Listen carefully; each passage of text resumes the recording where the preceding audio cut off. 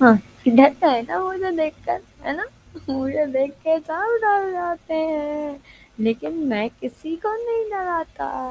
آج آپ لوگوں کو کہانی میں سنانے والا ہوں، تو چلیے شروع کرتے ہیں۔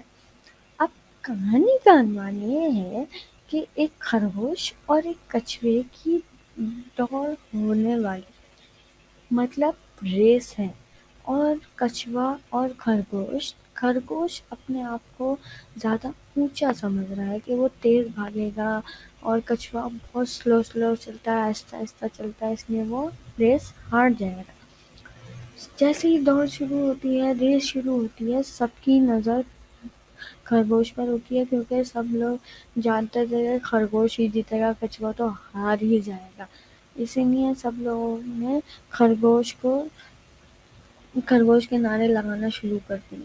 جب وہ آدھے راستے تک پہنچا خرگوش، تو اس نے سوچا کہ ابھی تو کچھوا بہت پیچھے ہوگا، میں ابھی تھوڑی دیر آرام کر لیتا ہوں۔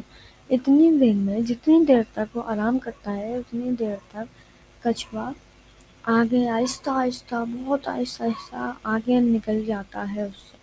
جب خرگوش کی آنکھ کھلتی ہے تو وہ دیکھتا ہے کہ وہ کچھوا تو بہت پیچھے ہوگا، ابھی تو وہ نظر بھی نہیں آ رہا۔ لیکن جب وہ آگے بڑھتا ہے، تو جب اس نے ریس مکمل کی، تو پتہ چلتا ہے کہ کچھوا تو مجھ سے زیادہ تیز بھاگا نہیں، میں خود اپنے پیر پہ کلہاڑا مارا میں نے۔ مجھے اپنے آپ کو اتنا نہیں سوچنا چاہیے تھا، اتنا بڑا نہیں بننا چاہیے تھا۔ اسی لیے چاہیے بندے کا اپنا نیچے والوں کو دیکھیں، اپنا اوپر نہ سوچے۔